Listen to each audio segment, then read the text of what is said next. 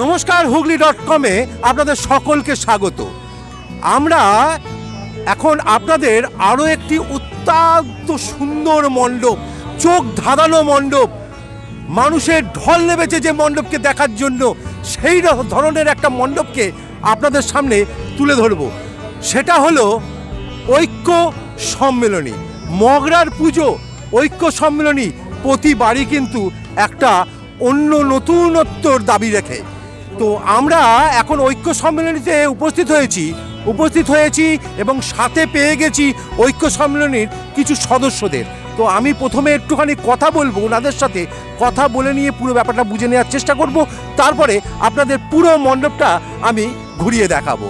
নমস্কার, আপনাদের সকলকে হুগলি.com-এর পক্ষ থেকে বাগদেবীর আরাধনায় অনেক অনেক অভিনন্দন এবং শুভেচ্ছা। একটু আপনাদের নামটা যদি একটুখানি বলেন। স্নেহাশিস সেন। আচ্ছা, আপনি ক্লাবের? আমি ক্লাবের এক সদস্য। আর ক্লাবের সদস্য আপনার নাম? সায়ন সরকার, ক্লাবের সদস্য। দীপ্ত তিওয়ারি, আমিও ক্লাবের সদস্য। আমি এখানে ক্লাবের সদস্যদের পেয়ে গেছি। আচ্ছা, এবারে এত সুন্দর একটা চমক, এই থিমটার নামটা কি, মানে এই মণ্ডপটার নামটা কি? অ্যাকচুয়ালি এটা একটা প্যাগোডা। তো এটা মায়ানমারের মানে বুদ্ধ মন্দিরের আদলে আমরা এটাকে স্থাপন করেছি আর কি। হ্যাঁ, মালয়েশিয়ার